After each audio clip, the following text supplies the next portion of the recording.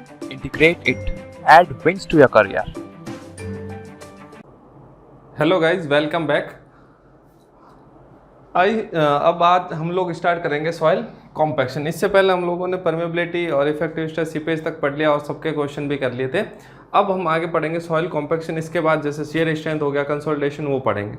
अब soil compaction होता क्या? कॉम्पैक्शन का मतलब है it is a part of compressibility. Compressibility क्या है? कंप्रेसिबिलिटी के दो हिस्से होते हैं। कंप्रेसिबिलिटी का मतलब होता है वॉल्यूम डिक्रीज। कंप्रेसिबिलिटी में होता है वॉल्यूम का डिक्रीज होना, कोई सॉइल का दबना, यानी कि वॉल्यूम डिक्रीज होना। वॉल्यूम डिक्रीज सॉइल का दो तरह से हो सकता है। दो तरह से कैसे? या तो फिर हम पानी निकालें या हवा निकाल दें, या तो हम लोग क्या है पानी को रिमूव कर दें वहाँ से या हवा को रिमूव कर दें। क्यों? अब रिमूवल क्यों बोल रहा हूँ? देखो तीन चार चीज़ें होती है। फर्स्ट देखो रिमूवल ऑफ एयर, या फिर compression and removal of water. Third अपने हो गया compression and removal of solids. ठीक है, इन तीन की वजह से हम लोग कर सकते हैं ऐसा। या तो कंप्रेशन ऑफ, या तो रिमूवल ऑफ एयर, या कंप्रेशन एक ही चीज, फिर या फिर कंप्रेशन रिमूवल ऑफ वाटर, या फिर कंप्रेशन रिमूवल ऑफ सॉलिड। अब ये बात कर रहा हूं मैं कंप्रेसिबिलिटी कॉम्पैक्शन की बात नहीं कर रहा। अब रिमूवल ऑफ एयर तो ठीक है, चलो पॉसिबल। अब ये कंप्रेशन ऑफ, पहले बात कर रहे थे compression and removal of solids. अब सॉलिड को अगर मैं कंप्रेस कर रहा हूँ, दबा रहा हूँ, इनकी बहुत ज़्यादा हाई प्रेशर लगा रहा हूँ, अगर कंप्रेस करूंगा तो मेरा सॉइल का स्ट्रक्चर क्या हो जाएगा? चेंज हो जाएगा। मेरे को सॉइल का स्ट्रक्चर चेंज नहीं करना। इसका मतलब सॉइल के सॉलिड्स क्या होने चाहिए? इनकम्प्रेसिबल। ये अपने क्या होता है एजम्पशन शुरुआत से पढ़ रहे हैं। सॉइल के सॉलिड्स क्या होता है? इनकम्प्रेसिबल। दूसरा रिमूवल ऑफ सॉलिड्स को तो रिमूव ही नहीं करना, क्योंकि हमने स्टार्टिंग से पढ़ा WS and VS are constants. WS and VS are constant, यानी कि volume of solids and weight of solids are constant. तो हमको वो तो दोनों चीज़ें चेंज करनी नहीं, यानी कि ये वाला प्रोसेस तो हमको करना ही नहीं है। क्यों? क्योंकि किसी भी सैंपल में ये अगर चेंज कर दिया तो बहुत ज़्यादा कैलकुलेशन हो जाएगी, तो ये दोनों चीज़ें हमको चेंज करनी नहीं। उसके बाद, और ना ही हम लोग इतना ज़्यादा लोड लगा पाएंगे कि उसका सॉइल स्ट्रक्चर तोड़ दें। ठीक है, उसके बाद आ रहा है compression and removal of water. अब कंप्रेशन, वाटर भी क्या होता है? Liquid is also incompressible. Liquid भी क्या होता है? Incompressible. Liquid is also incompressible, यानी कि उसको भी कंप्रेस नहीं किया जा सकता। ठीक है, तो क्या बचा? Removal of water. तो ये पॉसिबल है, एक ये और एक ये। तो रिमूवल ऑफ वाटर कर सकते हैं या रिमूवल ऑफ एयर कर सकते हैं। अब removal of air is known as compaction, और रिमूवल ऑफ एयर को हम लोग क्या बोलते हैं? कॉम्पैक्शन। कॉम्पैक्शन में हम लोग क्या करते हैं? Volume decrease by removing air. और अगर रिमूवल ऑफ वाटर की बात करें तो हम लोग उसको बोलते हैं कंसोलिडेशन।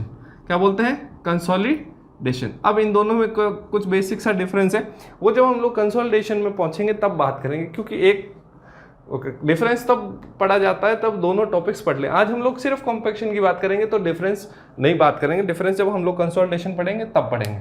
ठीक है, तो रिमूवल ऑफ एयर। अब ये एयर का रिमूवल हम करेंगे कैसे? क्या प्रोसीजर है? तो हम लोग क्या करते हैं, इसमें डायनेमिक लोडिंग लगाते हैं। कौन सा लोडिंग? डायनेमिक लोडिंग, या फिर हम जिसको कह सकते हैं इम्पैक्ट लोडिंग। डायनेमिक लोडिंग या फिर इम्पैक्ट लोडिंग, उसकी हेल्प से हम लोग क्या करेंगे? वॉल्यूम रिड्यूस करेंगे, इम्पैक्ट लोडिंग। ठीक है, अब ये करते कैसे हैं? क्या करते हैं हम लोगों ने? क्या लिया? कोई सॉइल सैंपल लिया, उस सॉइल सैंपल को हम लोगों ने दबाया या उसके ऊपर पीटा, ठोका पीटा। उससे क्या होगा? उसमें से जो भी एयर होगी वो क्या हो जाएगी? रिमूव हो जाएगी। और उस रिमूवल ऑफ एयर को हम लोग क्या बोलते हैं? कॉम्पैक्शन बोलते हैं। अब रिमूवल ऑफ, जब भी हम लोग क्या है कि रिमूवल ऑफ एयर वगैरह करते हैं तो इतना आसान नहीं होता ये सब रिमूव करना, इसमें भी मुश्किल होता है। तो कुछ टेस्ट्स अवेलेबल हैं अपने पास, वो कौन कौन से टेस्ट हैं और कैसे करते हैं वो हम लोग देखते हैं। बस अभी आपको ध्यान क्या रखना है कि कॉम्पैक्शन में क्या करते हैं हम लोग? रिमूवल ऑफ एयर करते हैं, डायनेमिक लोडिंग या इम्पैक्ट लोडिंग। एक थोड़ा बेसिक बता देता हूँ कॉम्पैक्शन और उसमें कंसोलिडेशन में डिफरेंस। जैसे हमने 3 फेज सिस्टम पढ़ा था सॉइल का, ये 3 फेज सिस्टम था, ये चीज़ें थी भाई। यहाँ पे सॉलिड्स था नीचे, यहाँ वाटर था, और ये क्या था? एयर। ठीक है, अब ये 3 फेज सिस्टम है। अब इससे अगर मैं कॉम्पैक्शन करूँगा तो मेरा ऐसा बनेगा, ये 2 फेज में आ जाएगा लगभग। थ्योरेटिकली बात करूँ मैं, प्रैक्टिकली नहीं। प्रैक्टिकली ये 2 फेज में कभी कन्वर्ट नहीं होता, लेकिन थ्योरेटिकली ये 2 फेज में कन्वर्ट हो जाएगा। कैसे? यहाँ पर मेरा आ जाएगा वाटर, और यहाँ पर क्या आ जाएगा? मेरा सॉलिड्स तो है ही। तो एयर रिमूव हो गई, तो ये वॉल्यूम क्या हो गया? डिक्रीज। इतना वॉल्यूम क्या हो गया? डिक्रीज हो गया, इसी वॉल्यूम डिक्रीज इसको मैं बोलता हूँ कॉम्पैक्शन। अगर मैं ये इसका कंसोलिडेशन हो रहा होता तो ये कंसोलिडेशन के लिए प्राइमरी कंडीशन है सॉइल शुड बी सैचुरेटेड। क्या होनी चाहिए? सॉइल क्या होनी चाहिए? सैचुरेटेड। अब सैचुरेटेड यानी कि एयर तो पहले से ही उसमें अपसेंट होती है। तो कंसोलिडेशन में क्या होता है कि जैसे ये कोई सॉइल सैंपल है, ये कोई सॉइल सैंपल है, ये 2 फेज है, ठीक है। इसके बाद इसमें अगर मैं कंसोलिडेशन करूँगा तो वॉल्यूम ऑफ सॉलिड्स तो चेंज नहीं होगा, लेकिन वॉल्यूम ऑफ वाटर इतना चेंज हो जाएगा। जैसे वॉल्यूम ऑफ वाटर चेंज हो जाएगा तो इसको मैं बोलता हूँ कंसोलिडेशन। अब कॉम्पैक्शन और कंसोलिडेशन में बेसिक डिफरेंस क्या हुआ कि कॉम्पैक्शन में जो सैंपल होता है पहले होता है अनसैचुरेटेड, अनसैचुरेटेड कह सकते हैं या पार्शियली सैचुरेटेड होता है। उसके बाद उस सैंपल को हम लोग अप टू कहाँ तक ले आते हैं? सैचुरेटेड कंडीशन तक, अप टू सैचुरेशन। प्रैक्टिकली बात नहीं कर रहा मैं, थ्योरेटिकली सैचुरेशन कंडीशन में ले आते हैं, प्रैक्टिकली पॉसिबल नहीं है। अब क्यों पॉसिबल नहीं है हम आगे चीज़ें देखेंगे, कई चीज़ें, तब हमको समझ में आ जाएगा कि पॉसिबल नहीं है। तो एक बेसिक डिफरेंस क्या है कि कॉम्पैक्शन में सॉइल सैंपल क्या होता है? अनसैचुरेटेड होता है, और कंसोलिडेशन में ऑलरेडी सैचुरेटेड होता है। तो यानी कि हम देखें कि पहले हम लोग कॉम्पैक्शन करेंगे, कॉम्पैक्शन से सैचुरेटेड तक लाएंगे, सैचुरेटेड हो गया उसके बाद कंसोलिडेशन होगा, यानी कि सबसे पहले रिमूवल ऑफ एयर होगा, फिर रिमूवल ऑफ वाटर होगा। ये मैंने आपको इफेक्टिव स्ट्रेस में भी बताया था, जब इफेक्टिव स्ट्रेस वाला चैप्टर पढ़ाया था तब भी मैंने बताया था सबसे पहले रिमूव कौन होगा? एयर होगा, उसके बाद वाटर रिमूव होगा। अब कुछ टेस्ट हैं, कुछ स्टैंडर्ड टेस्ट है, कुछ अपने इंडियन स्टैंडर्ड टेस्ट है, वो कैसे करते हैं, क्या उनके थ्योरीज हैं, वो सब देखते हैं, स्पेसिफिकेशंस वगैरह। तो सब इस जो टेस्ट होता है उसको हम लोग बोलते हैं स्टैंडर्ड प्रॉक्टर टेस्ट। कौन कौन से टेस्ट होते हैं? देखो पहले तो हमको इधर लेना है डिस्क्रिप्शन, ठीक है, डिस्क्रिप्शन। फिर हो गया यहाँ पे standard Proctor test, standard Proctor test. फिर आता है modified Proctor test, modified Proctor test को मैं एमपीटी लिख रहा हूँ। फिर ये तो क्या है? वर्ल्ड लेवल पे है। अब अगर इंडियन स्टैंडर्ड की बात करूं तो ये स्टैंडर्ड प्रॉक्टर टेस्ट के बराबर में आता है Indian standard light compaction, light compaction. और उसके बाद आता है Indian standard heavy compaction, Indian standard heavy compaction, ठीक है भाई। अब डिस्क्रिप्शन में मैं लिखूंगा जैसे वॉल्यूम ऑफ मोल्ड, जो टेस्ट कर रहा हूं उसमें वॉल्यूम ऑफ मोल्ड होता है, वॉल्यूम ऑफ मोल्ड। इन दोनों में जो वर्ल्ड लेवल पे है उन पे क्या होता है? 1/30 क्यूबिक फीट, 1/30 क्यूबिक फीट यानी कि लगभग 945 ml, लगभग कितना होगा? 945 ml होगा। इसमें और इसमें क्या होगा? सेम हो जाएगा। तो मैं यहाँ लिख रहा हूँ 945 ml, ठीक है। अब इंडियन स्टैंडर्ड लाइट कॉम्पैक्शन लगभग इसके बराबर है, ये हो जाएगा 1000 ml, 1000 ml। और इसमें भी कितना हो जाएगा? 1000 ml, ठीक है। ये हो गया अपना वॉल्यूम ऑफ मोल्ड। अब वॉल्यूम ऑफ मोल्ड अपने पास एक होता है नंबर ऑफ लेयर्स, कितने लेयर्स में भरेंगे? Number of layers, number of layers क्या होगी? इसमें 3 होगी, इसमें 5 होगी।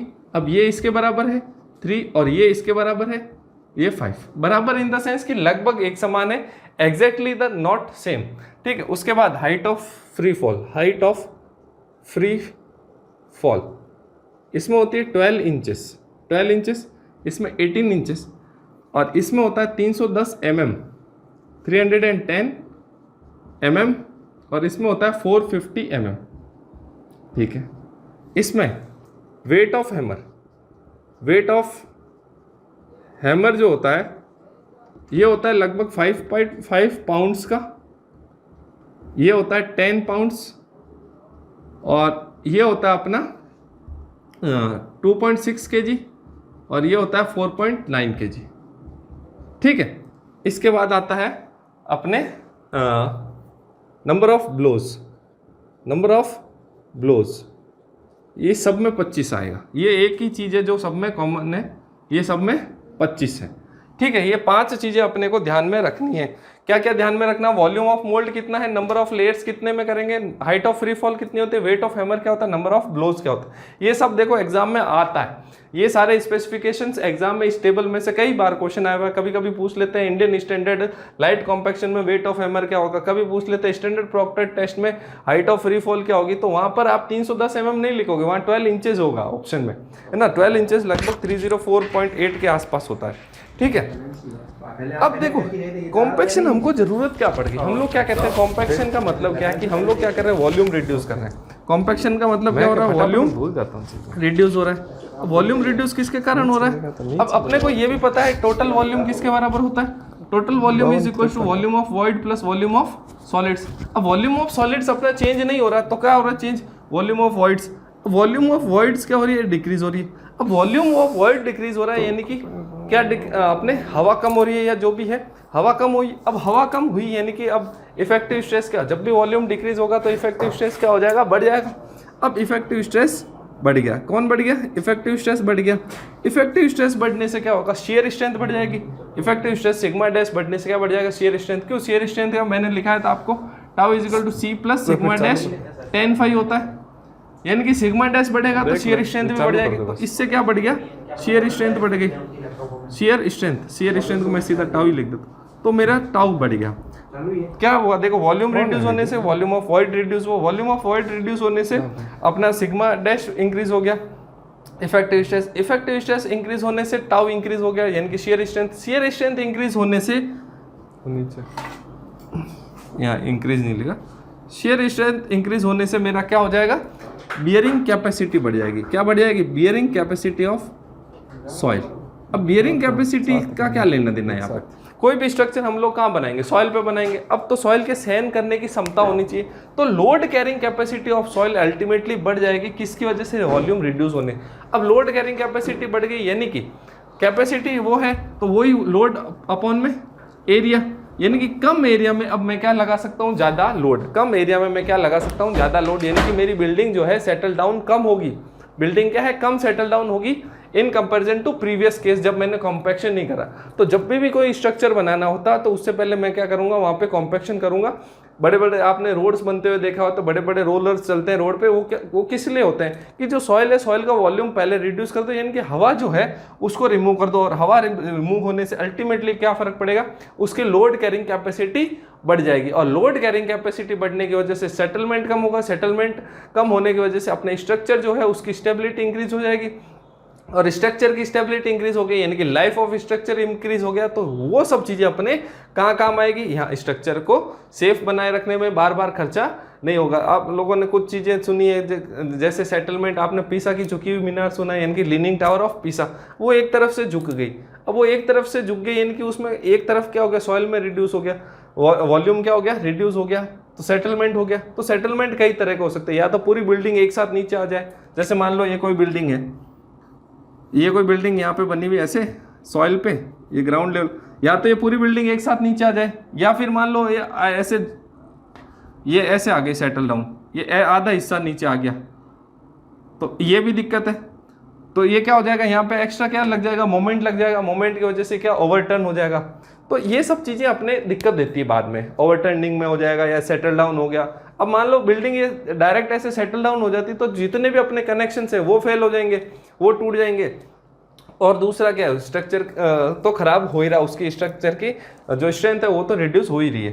तो इसलिए हम लोगों को जब भी कभी कोई स्ट्रक्चर बनाना होता तो उससे पहले हम लोग उसके नीचे क्या करते हैं, कॉम्पैक्शन करते हैं। ठीक है, चाहे कोई भी छोटा मोटा स्ट्रक्चर कैसा भी हो, चाहे इंपॉर्टेंस हो उसकी ना हो, फिर भी कोई भी स्ट्रक्चर बिल्ड करेंगे उससे पहले हमें कॉम्पैक्शन तो ज़रूरी है ही। ठीक है, अब अगर बहुत ज़्यादा इंपॉर्टेंट स्ट्रक्चर होगा तो हम लोग ज़्यादा एफर्ट्स लगाएंगे, ज़्यादा जोर लगाएंगे, और कम इंपॉर्टेंट होगा तो कम जोर लगाएंगे। अब वो आगे हम लोग देख लेंगे कैसे क्या करना है। ठीक है, अब एक बार देख लेते हैं कि इनका आपस में क्या लेना देना है। तो इंडियन देखो स्टैंडर्ड प्रॉक्टर टेस्ट, इसको देखो एसपीटी नहीं बोलना है ना, इसको एमपीटी बोल देते हैं, लेकिन इसको एसपीटी नहीं बोलना है। एसपीटी होता है standard penetration test, standard Proctor test के लिए एसपीटी हम लोग यूज में नहीं लेते। तो volume of mould 1/30 cubic feet लगभग 945 ml। तो इन दोनों में देखो वॉल्यूम सेम रहेगा। अब देखो नंबर ऑफ लेयर्स क्या है कि ये जो है ना मोल्ड है, अब ये मोल्ड क्या है कि मैं एक साथ पूरा नहीं भरूंगा, ऐसा मोल्ड है कोई।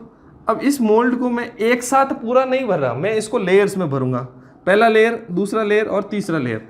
और एक लेयर भरने के बाद उसको कितने नंबर ऑफ ब्लोज लिखा, 25। तो हर लेयर में एक बार लेयर को टैंप करा, उसके बाद 25 नंबर ऑफ ब्लोज, यानी कि हथौड़ा मैंने फ्री फॉल हाइट से गिराया। अब फ्री फॉल हाइट अपन ने देखा है कि 12 इंच, इसमें 18 इंच, तो 12 इंच यानी कि लगभग 1 फीट से वो हाइट से गिरेगा हथौड़ा, और इस पे फोर्स लगेगा, और हथौड़े का हाइट वेट कितना 5.5 पाउंड। ठीक है, तो ये सब अब मेरे को करना है। तो एक सॉइल कॉम्पैक्शन के लिए मेरे को टोटल कितनी बार हो जाएगा, 3 × 75 फ्री फॉल हो गया। कितने नंबर ऑफ फ्री फॉल हो गया, कितने नंबर ऑफ ब्लोज हो गया, 75 नंबर ऑफ ब्लोज। किसमें, स्टैंडर्ड प्रोक्टर टेस्ट। अगर वही मैं देखूं तो अब देखो एमपीटी और स्टैंडर्ड प्रोक्टर टेस्ट में देखो वॉल्यूम ऑफ मोल्ड सेम है, लेकिन नंबर ऑफ लेयर्स कितनी हो गई 5, यानी कि ये जो 3 थी अब ये कितने हो गई 5 में। अब नंबर ऑफ ब्लोज कितने हो गए 5 × 25, इसमें हो जाएंगे 125 number of blows. Standard Proctor test में टोटल नंबर ऑफ ब्लोज 75, इसमें हो गया अपने 125। और देखो वेट भी मैंने इंक्रीज कर दिया, पहले 5.5 पाउंड था, अब मैंने कर दिया 10 पाउंड, लगभग डबल कर दिया, लगभग क्या कर दिया, डबल कर दिया। ठीक है, अब ये क्या है कि अब इंडियन लोगों ने क्या करा कि इन सबको अपने हिसाब से थोड़ा कन्वर्ट कर दिया, कन्वर्ट करके क्या करा कि अपने इजी कैलकुलेशन कर दी, अपने यहाँ के जो डायमेंशन थे उनके हिसाब से।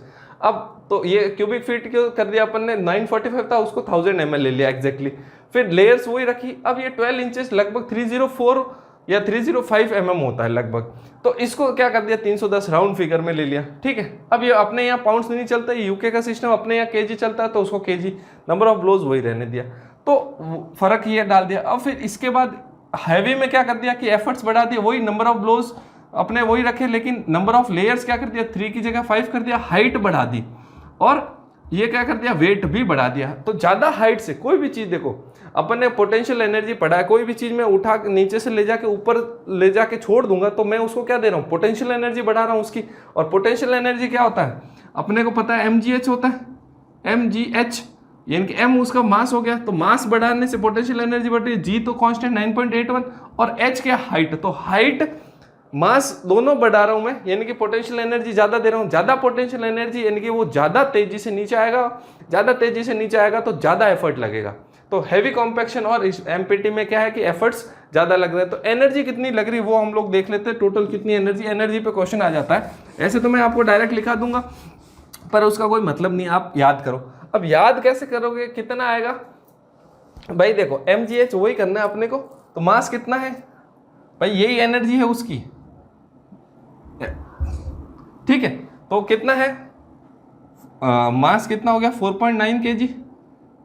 ठीक है, और ये क्या हो गया 9.81, देखो कन्वर्जन करते रहना आप। और हाइट हो गया वही 450 mm, 450 mm, इसको 0.45 कर देता हूँ, 450 mm को 0.45। अब नंबर ऑफ ब्लोज कितने, टोटल कितने हो गए 125 हो गए इंटू 125, ये हो गया अपने हैवी कॉम्पैक्शन में। अगर मेरे को स्टैंडर्ड कॉम्पैक्शन में देखना होता है या लाइट कॉम्पैक्शन में, इंडियन स्टैंडर्ड लाइट कॉम्पैक्शन देखना होता है तो 2.6 इंटू 9.81 तो वही रहता। हाइट क्या हो जाती इस बार 0.31 हो जाती, और नंबर ऑफ ब्लोज 75।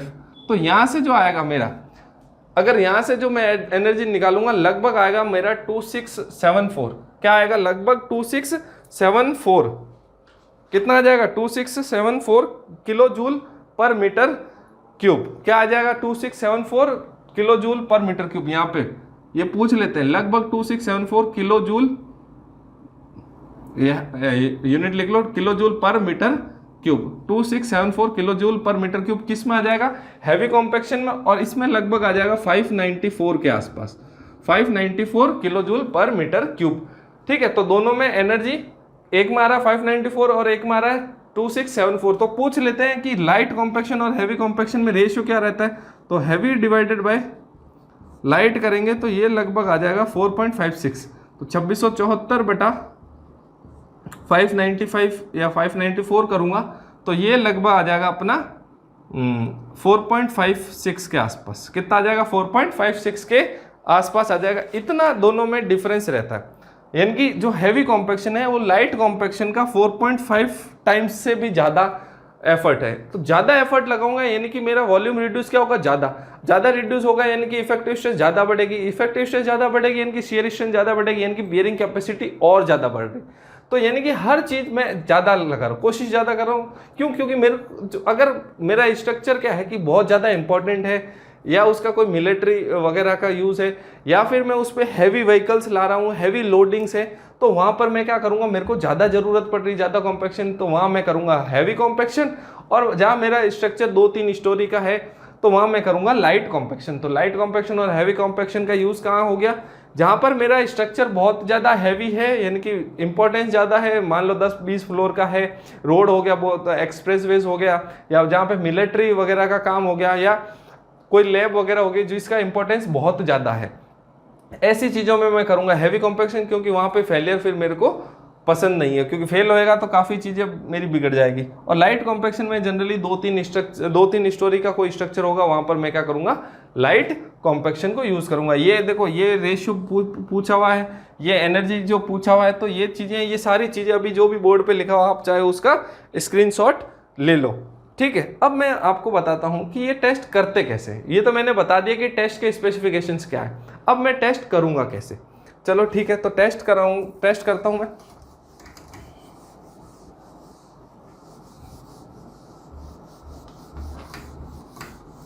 अब देखो, मैं ये दोनों इसलिए रफ नहीं कर रहा कि ये दोनों अपने क्या है, इंडियन स्टैंडर्ड में काम में लेते हैं, तो इनको अभी थोड़ा बहुत यूज आएगा तो इनको रहने देते हैं, ठीक है। अब सबसे पहले मैं क्या करूँगा, मैंने एक मोल्ड लूँगा, मोल्ड का वॉल्यूम मेरे को पता 1000 ml लिया, ठीक है। अब इस मोल्ड का एम्प्टी मोल्ड है तो वेट लूँगा, वेट ऑफ एम्प्टी मोल्ड, इसका मैं वेट ले लूँगा, वेट ऑफ एम्प्टी मोल्ड, जिसका वेट आ गया मान लो W1। अब इस एम्प्टी मोल्ड में अब मैं क्या करूँगा, सॉइल भरूँगा। फर्स्ट लेयर भरी, उसको 25 नंबर ऑफ ब्लोज दिए, 25 बार टैंपिंग करी। उसके बाद मैंने सेकंड लेयर भरी, उसके बाद फिर मैंने 25 बार टैंपिंग करी।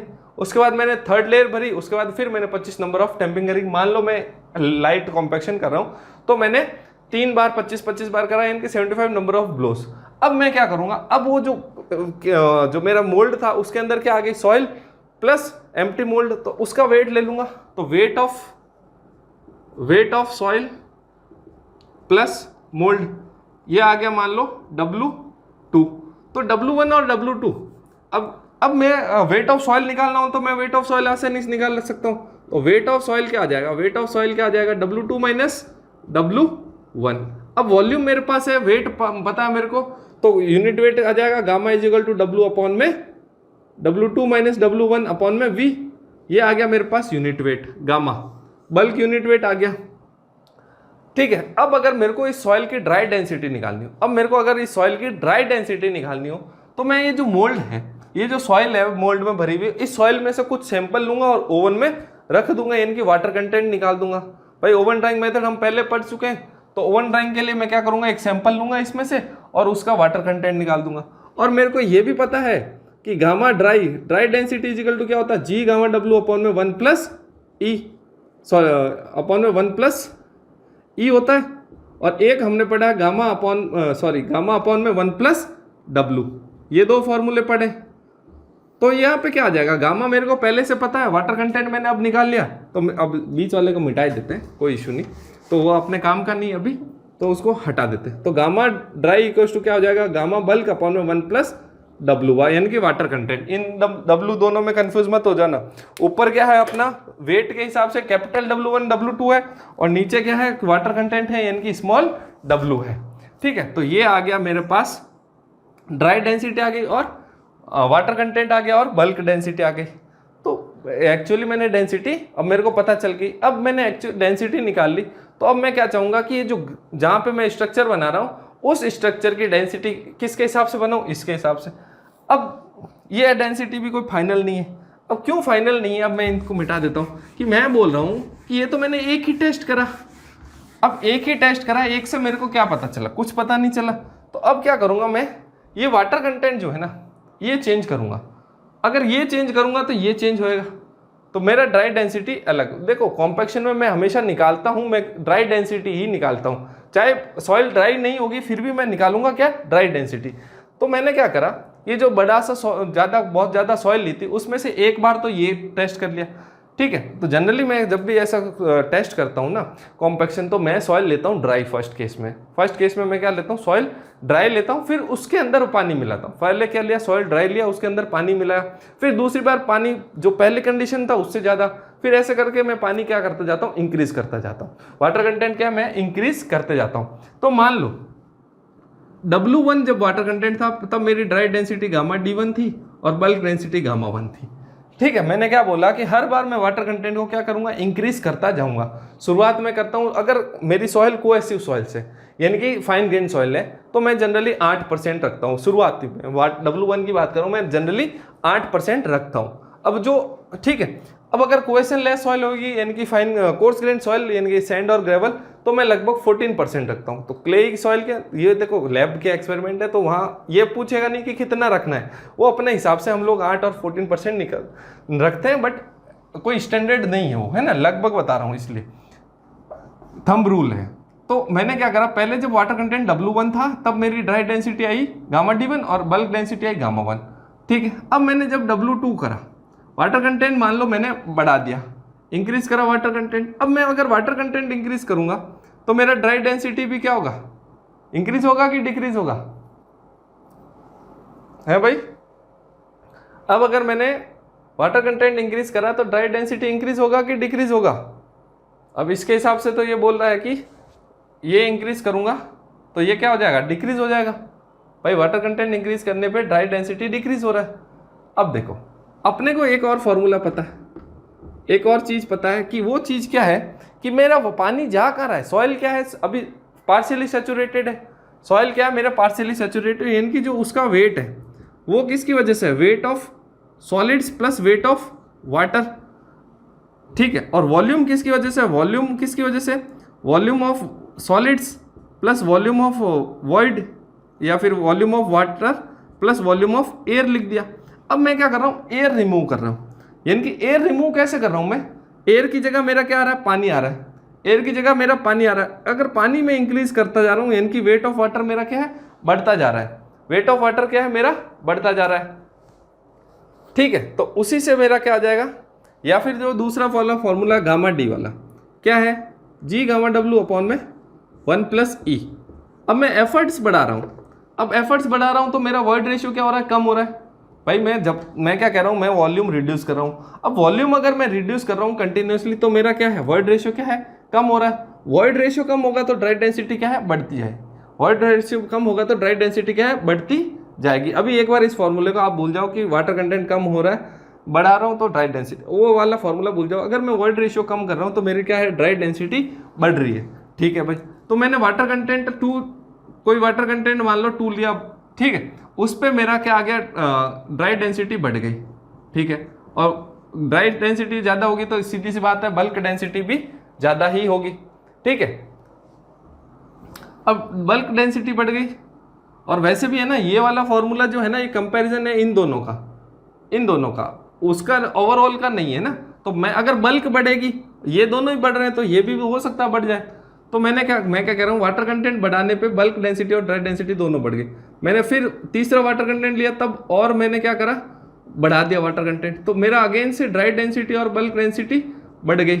ठीक है, ड्राई डेंसिटी और बल्क डेंसिटी बढ़ गई। फिर मैंने वाटर कंटेंट और बढ़ा दिया, अब मैंने क्या करा, वाटर कंटेंट और बढ़ा दिया। अब अभी भी मेरी ड्राई डेंसिटी और बल्क डेंसिटी मान लो इंक्रीज हो रही है। ये 2, ये 3, ये 4, गामा 4, ये क्या हो रहा है, बढ़ता जा रहा है। अब मैंने क्या करा, वाटर कंटेंट अभी भी बढ़ाया, लेकिन मान लो इस बार मेरे वाटर कंटेंट बढ़ाने पे ड्राई डेंसिटी और बल्क डेंसिटी रिड्यूस हो गई। किसके कंपैरिजन में, पहले वाले के, इसके कंपैरिजन में रिड्यूस हो गई। तो गामा D5 रिड्यूस हो गई और गामा 5 भी रिड्यूस हो गया। ठीक है, अब मैंने और बढ़ा दिया, ये 5 हो गया ना। अब मैंने वाटर कंटेंट और बढ़ा दिया, वाटर कंटेंट मैंने क्या करा, और बढ़ा दिया, लेकिन गामा डी और ज़्यादा डिक्रीज हो गया। गामा डी और बल्क डेंसिटी दोनों ही और ज़्यादा डिक्रीज हो गया। अब अगर और बढ़ाऊंगा तो मान लो और डिक्रीज होता जा रहा है। अब मेरे को क्या करना है, इन दोनों के बीच में कर्व बनाना, किसके बीच में, वाटर कंटेंट और ड्राई डेंसिटी। तो मैंने कर्व बनाया भाई। अब वाटर कंटेंट क्या है, इंडिपेंडेंट है, वाटर कंटेंट के चेंज होने पे ड्राई डेंसिटी चेंज हो रही है। तो वाटर कंटेंट आ जाएगा मेरा इधर और ड्राई डेंसिटी आ जाएगा मेरा इधर। ठीक है, ड्राई डेंसिटी इधर आ गया और वाटर कंटेंट आ गया मेरा इधर। तो मैं क्या कर रहा हूँ, ये पॉइंट्स को मैंने यहाँ प्लॉट करना चालू कर दिया। 1 पॉइंट, 2 पॉइंट, 3 पॉइंट, 4 पॉइंट तक बढ़ रहे, बढ़ा दिए। अब 5वें पे कम हो गया, ये छठे पे भी कम हो गया। तो अब अगर मैं इन पॉइंट्स को मिलाऊं, अब पॉइंट्स को कैसे मिलाते हैं, अपन बचपन से ग्राफ बनाते आ रहे हैं, और अगर किसी सॉफ्टवेयर के हेल्प से बना सकते हैं, वो भी बहुत से सॉफ्टवेयर हैं, ठीक है, जैसे कर्व फिटिंग हो गया, ग्राफ सॉफ्टवेयर हो गया, 2-3 सॉफ्टवेयर से। तो मैंने ये पॉइंट्स आपस में मिला दी। अब जरूरी नहीं कि पॉइंट सारे मिले, एक दो आस पास भी हो सकते हैं, जैसे ये कोई पॉइंट यहाँ रह गया तो ऐसा कोई इशू नहीं है, तो आसपास से निकलेगा। अब ये कर्व ऐसा बना, तो मेरे को कर्व ऐसा देख के मेरे को एक बात पता चली कि एक ऐसा पॉइंट है जिसपे मेरी ड्राई डेंसिटी क्या आ रही है, हाईएस्ट आ रही है, मैक्सिमम ड्राई डेंसिटी कहाँ आ रही है, वो पॉइंट ये है। ये पॉइंट पे मेरा क्या आ रहा है, ड्राई डेंसिटी क्या आ रहा है, मैक्सिमम आ रहा है। तो मैं इसको लिख दूं gamma D maximum.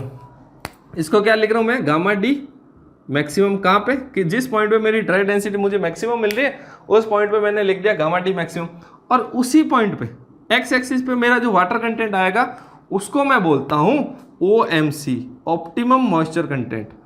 Gamma D maximum को मैं बोलता हूं, गामा डी मैक्सिमम को मैं बोलता हूं MDD मैक्सिमम ड्राई डेंसिटी, और OMC को मैं बोलता हूं ऑप्टिमम मॉइस्चर कंटेंट। अब बोलोगे सर ये निकालने का क्या मतलब, तो मेरे को निकालना एक्चुअली कॉम्पैक्शन में करता है इसीलिए हूं कि मेरे को OMC मिल जाए, यानी कि मैं कितना पानी मिलाऊं कि मेरे को उस सॉइल की मैक्सिमम ड्राई डेंसिटी मिल जाए। ठीक है, क्या कह रहा हूं कि मेरे को कॉम्पैक्शन करना है, मेरे को वॉल्यूम रिड्यूस करना है, तो मेरे को कितना ज़्यादा पानी मिलाऊं उसके अंदर, या कितना परसेंटेज वाटर मिलाऊं कि मेरे को जो डेंसिटी मिल रही है वो मैक्सिमम मिल रही है। अब अगर उसके बाद मैं और पानी बढ़ा रहा हूं तो मेरी डेंसिटी डिक्रीज हो रही है, तो मेरे को ये OMC ही निकालना था, मुझे क्या OMC ही निकालना था इस टेस्ट से। तो मैक्सिमम ड्राई डेंसिटी भी मिल गई मुझे और ऑप्टिमम मॉइस्चर कंटेंट भी मिल गया। तो मैं इतना पानी, अब एक बार टेस्ट हो गया उसके बाद मैं फील्ड में क्या करूंगा, इतना परसेंटेज पानी मिला दूंगा तो मेरा ड्राई डेंसिटी उस हिसाब से मेरे को जो डिजायर्ड ड्राई डेंसिटी है वो मिल जाएगी। ठीक है, तो गामा डी मैक्सिमम और OMC अपने को ध्यान में रखना है, ये मेरे को निकालना था। ठीक है, अब बोलोगे सर कि ये जो मैं पानी जो बढ़ा रहा हूं ना उसकी वजह से ड्राई डेंसिटी डिक्रीज क्यों हो रही, सॉरी शुरुआत में क्या है इंक्रीज क्यों हो रही है। देखो तो सिंपल सी बात है, शुरुआत में सॉइल क्या है, पार्शियली सैचुरेटेड है। अब वो पार्शियली सैचुरेटेड सॉइल है, मान लो पानी है ही नहीं, मैंने क्या कहा शुरुआत में हम लोग ड्राई लेते हैं, अब वो पानी है ही नहीं, तो सिर्फ और सिर्फ वॉइड्स में क्या हवा है, तो वेट कुछ होता नहीं, हवा का वेट हम लोग नेग्लिजिबल। अब मैंने क्या करा, हवा की जगह पानी डाल दिया।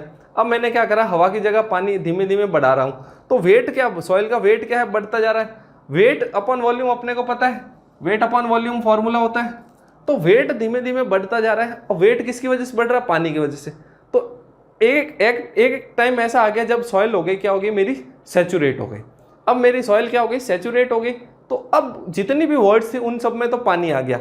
लेकिन अब अगर मैं क्या कर रहा हूं कि पानी और ज्यादा मिलाऊंगा, तो अब पानी किसको रिप्लेस करेगा, भाई वॉल्यूम तो मेरा सॉइल का फिक्स है ना 1000 ml, अब वो पानी किसको रिप्लेस करेगा, सॉइल सॉलिड्स को। तो मेरा क्या हो जाएगा, डिक्रीज होना स्टार्ट हो जाएगा। शुरुआत में इंक्रीज क्यों हो रहा है, कि वॉल्यूम डिक्रीज कर रहा हूं। देखो वेट अपॉन वॉल्यूम फॉर्मूला होता है, मैं इसको डिक्रीज कर रहा हूं और इसको इंक्रीज कर रहा हूं, क्यों, क्योंकि इसमें पानी ऐड कर रहा हूं, तो वाटर की वेट की इंक्रीज होने की वजह से total weight of soil increase हो जाएगा। ठीक है, और इसको क्या कर रहा हूं, इसको तो मैं कर रहा हूं डिक्रीज, इसको कर रहा हूं इंक्रीज, तो लगातार मेरा ड्राई डेंसिटी क्या हो जाएगा, इंक्रीज होता जाएगा, ज्यादा आता जाएगा, ज्यादा आता जाएगा। लेकिन बाद में क्या हो जाएगा कि ये वॉल्यूम तो अब फिक्स हो गया कि भाई इससे ज़्यादा मेरे को 1000 जो टेस्ट कर रहा हूँ उस पर वो उतना ही है। लेकिन अब ये जो वेट है, अब भाई टोटल उसमें आना ये दोनों ही था। अब क्या होगा, और ज़्यादा पानी ऐड करूँगा तो क्या करेगा, वो सॉलिड्स को रिप्लेस करना स्टार्ट कर देगा और ये कम हो जाएगा। ठीक है, लेकिन प्रैक्टिकली कभी भी मैं कह रहा हूँ कि 100% पॉसिबल है ही नहीं कि 100% मैंने उसको सैचुरेट कर दिया, पूरी की पूरी मैंने वहाँ से हवा निकाल दी, कंप्लीट एयर वर्ड्स रिमूव नहीं कर सकता। क्यों, क्योंकि जैसे ही देखो कोई सॉइल है, जैसे ही मेरे पे हथौड़ा इस पे आया, पूरी मान लो ये कोई सॉइल थी, उस पर जैसे ही हथौड़ा उस पर टच हुआ पूरी हवा निकल गई। लेकिन जैसे ही मैंने वो हैमर को रिमूव करा तो वहाँ पे वापस से क्या आ जाएगी, कुछ न कुछ वॉइड्स आ जाएगी, कुछ न कुछ एयर वापस एंटर हो जाएगी। तो 100% पॉसिबल नहीं होता, लेकिन लगभग 95% के आसपास हम लोग रिमूव कर देते, लेकिन 5% वॉइड्स को हम लोग कभी रिमूव नहीं कर पाते। ठीक है, अब वाटर की वजह से वेट इंक्रीज होने का एक और मतलब भी है कि क्यों हो रहा है, कि क्या हो रहा है कि सॉइल सॉलिड्स जो है पहले ड्राई है, सॉइल सॉलिड्स क्या पहले ड्राई है, सूखे हैं, तो वो क्या है रीअरेंज नहीं हो पा रहे एक दूसरे के। अब जब भी बाहर आएगा ना उन पे, तो वो क्या होंगे, रीअरेंज नहीं होंगे। क्यों? क्योंकि उनके बीच में फ्रिक्शन लग रहा है। तो पानी क्या करेगा, पानी जैसे जैसे हम लोग इंक्रीज करते जाएंगे, पानी काम करेगा लुब्रिकेशन का। किसका काम करेगा? लुब्रिकेशन। अब लुब्रिकेशन की वजह से पार्टिकल क्या है, रीअरेंज हो जाएंगे। तो कॉम्पैक्शन को हम बोल सकते हैं the rearrangement, the decrease in volume due to the rearrangement of particles भी बोल सकते हैं। भाई रीअरेंजमेंट में भी वर्ड्स रिमूव होगी, ठीक है। जो पार्टिकल्स पहले दूर दूर थे, अब क्या हुआ, पानी की वजह से लुब्रिकेशन हो गया, तो पार्टिकल्स पास पास में आ गए और डेंसिटी इंक्रीज हो गई। तो इसको भी हम लोग बोल सकते हैं कि rearrangement of particles is known as compaction, ठीक है। ये आपको ध्यान में रखना है। अब ये तो अपन ने कोई एक टेस्ट करा। अब मैं क्या कह रहा हूं कि मैंने मान लो, मैं क्या कह रहा हूं कि ये तो था मान लो मेरा इंडियन स्टैंडर्ड लाइट कॉम्पैक्शन। अब अगर मेरे को हैवी कॉम्पैक्शन करूं, अब मैं क्या कर रहा हूं, हैवी कॉम्पैक्शन कर रहा हूं। अब आप एक चीज ध्यान देखो कि मैंने अभी आपको क्या बोला था थोड़ी देर पहले कि हैवी कॉम्पैक्शन में एनर्जी क्या लग रही है, ज्यादा। तो ज्यादा एनर्जी लगेगा तो ये कर्व जो है ये राइट टॉप की, लेफ्ट में टॉप की तरफ शिफ्ट हो जाएगा। किधर हो जाएगा? लेफ्ट में टॉप की तरफ। लेफ्ट में कहाँ शिफ्ट हो जाएगा? टॉप की तरफ। और ये जो कर्व है ये कुछ ऐसा आ जाएगा, यानी कि ये मैक्सिमम ड्राई डेंसिटी तो इंक्रीज हो जाएगी, लेकिन वाटर कंटेंट क्या हो जाएगा, OMC जो है वो क्या हो गया, डिक्रीज हो गया। OMC क्या हो गया, डिक्रीज हो गया, और MDD क्या हो गया, मेरा इंक्रीज हो गया। कब? जब मैंने करा हैवी कॉम्पैक्शन। जब मैंने करा हैवी कॉम्पैक्शन, ज़्यादा जोर लगाऊंगा तो पार्टिकल्स कम पानी पे ही नज़दीक आ जाएंगे, कम वाटर कंटेंट पे ही नज़दीक आ जाएंगे, इनकी ऑप्टिमम मॉइस्चर कंटेंट डिक्रीज हो जाता है। पूछ लेते हैं कि अगर मैंने लाइट की जगह हैवी कॉम्पैक्शन करा तो क्या फर्क पड़ेगा? हैवी कॉम्पैक्शन पे मैक्सिमम ड्राई डेंसिटी इंक्रीज हो जाएगी और ऑप्टिमम मॉइस्चर कंटेंट क्या हो जाएगा, डिक्रीज हो जाएगा, ठीक है। अब ये दोनों पॉइंट्स को मिलाने वाली लाइन को क्या बोलते हैं? इन दोनों पॉइंट की जो पीक्स हैं MDD और OMC वाले, इन दोनों पॉइंट्स को मिलाने वाली लाइन को बोलते हैं लाइन ऑफ ऑप्टिमस। क्या बोलते हैं? Line of Optimus. पूछा जाता है लाइन ऑफ ऑप्टिमस क्या होती है, तो ये होता है लाइन ऑफ ऑप्टिमस, ठीक है। अब देखो, एक अपन ने फॉर्मूला पढ़ा था, गामा डी का फॉर्मूला पढ़ा था, रिलेशन पढ़ा था सबसे लास्ट वाला, gamma D is equal to 1 minus NA G gamma W upon में 1 प्लस WG हमने पढ़ा था, ये रिलेशन पढ़ा था। ये क्या बोल रहा है, 1 minus NA G gamma W upon 1 plus WG gamma D का रिलेशन हमने पढ़ा था, सबसे लास्ट वाला रिलेशन था। इस पे न्यूमेरिकल भी करा था, क्वेश्चन भी करे थे। अब मैं ये NA क्या है, NA आपको पता है परसेंटेज एयर वॉइड है। NA इजिकल टू क्या है, परसेंटेज एयर वॉइड। इसका फॉर्मूला क्या होता है, वॉल्यूम ऑफ एयर अपॉन में टोटल वॉल्यूम ऑफ सॉइल, ये होता है। जी पता है स्पेसिफिक ग्रेविटी, गामा डब्ल्यू पता है यूनिट वेट ऑफ वाटर होता है, और स्मॉल डब्ल्यू क्या है, वाटर कंटेंट है। अब मैं क्या कह रहा हूं कि मैं पानी बढ़ा रहा हूं, यानी कि एयर को रिमूव कर रहा हूं, तो हो सकता है कि कोई ऐसी कंडीशन आ जाए जब Na इक्वल्स टू क्या हो जाए, 0, यानी कि कंप्लीट अगर एयर रिमूवल। मैंने आपको बताया कि प्रैक्टिकली तो पॉसिबल नहीं, क्यों? क्योंकि जैसे ही मैंने लोड हटाया, भाई लोड लगा रखा है तब तक तो वो क्या है कि फुली सैचुरेटेड, जैसे ही लोड हटाया वो क्या होगा, कुछ एयर वापस रिमूव हो जाएगी, रिमूव क्या, कुछ एयर वापस वहां पे एंटर हो जाएगी। तो Na इक्वल्स टू 0 का कैसे होगा, थ्योरेटिकली, प्रैक्टिकली नॉट पॉसिबल। मैं लिख सकता हूं ब्रैकेट में practically Na not equals to 0, लेकिन थ्योरेटिकली Na इक्वल्स टू 0 हो रहा है। ये चीज आप ध्यान में रख लो। अगर Na इक्वल्स टू 0 है तो ये गामा डी का फॉर्मूला क्या हो जाएगा, gamma D is equal to G gamma W upon में 1 प्लस WG आया। यानी कि देखो, यानी कि जैसे जैसे मैं वाटर कंटेंट बढ़ा रहा हूं, मेरा क्या होगा, ड्राई डेंसिटी क्या होगा, डिक्रीज होगा, क्योंकि इनवर्सली प्रोपोर्शनल है। तो जैसे जैसे मैं ड्राई डेंसिटी बढ़ा रहा हूं, वैसे वैसे मेरा क्या है कि ड्राई डेंसिटी डिक्रीज हो रहा है। तो ये लो, ये मैंने एक लाइन बना दी। अब देखो, जैसे जैसे वाटर कंटेंट बढ़ रहा है, ड्राई डेंसिटी मेरी डिक्रीज हो रही है।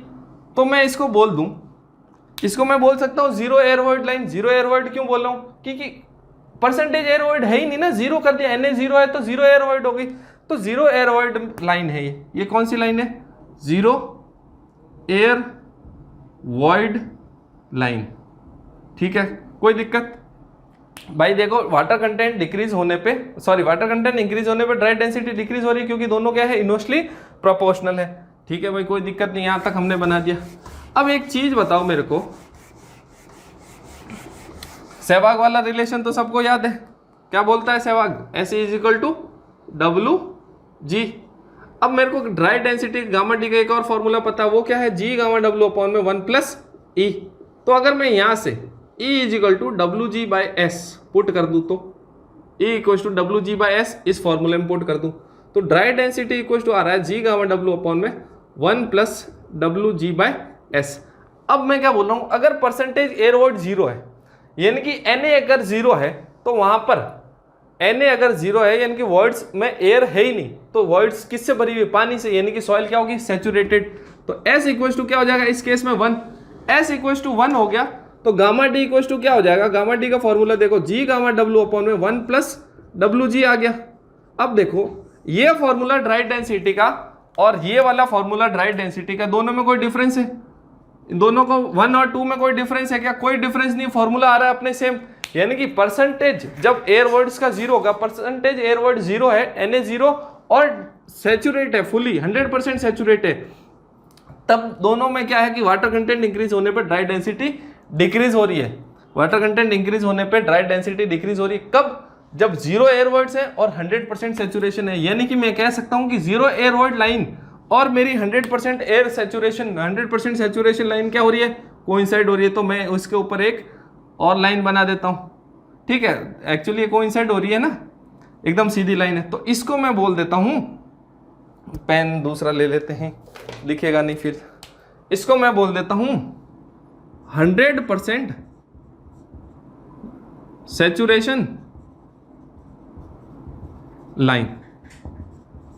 क्या बोल दिया मैंने, 100% सैचुरेशन लाइन। क्यों, क्योंकि मेरा फॉर्मूला जो आ रहा है दोनों का सेम आ रहा है, चाहे मैं इसका फॉर्मूला देखूं gamma D equal to G gamma W upon 1 plus W G आ रहा है, और इसका फॉर्मूला भी देख रहा हूं तब भी gamma D equal to G gamma W upon 1 plus W G. यानी कि क्वेश्चन आ जाए कि जीरो एयरवर्ड लाइन और 100% सैचुरेशन लाइन क्या कोइंसाइड हो सकती है, हाँ हो गई ना, अपने एक ही तो लाइन आई, वाटर कंटेंट इंक्रीज होगा तो ड्राई डेंसिटी डिक्रीज होगा, क्योंकि ये दोनों इनवर्सली प्रोपोर्शनल है। तो ठीक है, अब आपका मन में सवाल आएगा कि सर अगर 0% एयर वॉइड और 100% सैचुरेशन लाइन अगर एक ही है, तो 15% एयर वॉइड और 85% सैचुरेशन लाइन भी सेम आनी चाहिए। नहीं, अगर इस परसेंटेज के अलावा, इस दोनों के अलावा कुछ और वैल्यू हुई, तो कभी भी लाइंस आपस में कोइंसाइड नहीं करेगी, चाहे आप फॉर्मूले में वैल्यूज पुट करके देख लेना, इन दोनों में आपको पता लग जाएगा, दोनों अलग अलग आ जाएगा, ठीक है। तो कभी भी कोइंसाइड नहीं करेगा, कौन सा, जीरो और 100%, जीरो एयरवर्ड और 100% सैचुरेशन के अलावा कोई भी लाइन आपस में कोइंसाइड नहीं करती। इसको जीरो एयरवर्ड को कभी कभी जैव कर्व भी बोलते हैं। क्या बोलते हैं, जैव कर्व, क्योंकि Z stand for zero, A for air और V फॉर वॉइड, तो जैव कर्व भी किसको बोलते हैं, जीरो एयरवर्ड लाइन को ही जैव कर्व बोलते हैं। तो ये आपको ध्यान में रखना है। पानी क्यों ऐड करते हैं, लुब्रिकेशन के लिए, ये सब चीजें आपको अब पता चल गई है। अब हम लोग देखो, लाइन ऑफ ऑप्टिमस पढ़ लिया, स्टैंडर्ड प्रॉक्टर टेस्ट पढ़ लिया, लाइट कॉम्पैक्शन, ये सब अपन ने पढ़ लिया। अब देखो यहाँ पर अपना होता है कॉम्पैक्शन का मामला खत्म, कि एक बार कॉम्पैक्शन होता क्या है, क्यों करते हैं, कैसे करते हैं, ये हमने इस लेक्चर में पढ़ लिया। लाइन ऑफ ऑप्टिमस क्या होती है, 100% सैचुरेशन लाइन वगैरह, जीरो एयरवर्ड लाइन पढ़ लिया, ठीक है, MDD हो गया, OMC हो गया, ये सब पढ़ लिया। अब हम लोग नेक्स्ट लेक्चर में हम लोग पढ़ेंगे कि कौन कौन से ऐसे फैक्टर्स होते हैं जो हमारे कॉम्पैक्शन को इफेक्ट करते हैं, और ऐसी कौन कौन सी चीजें होती है जिनको कॉम्पैक्शन अफेक्ट करता है।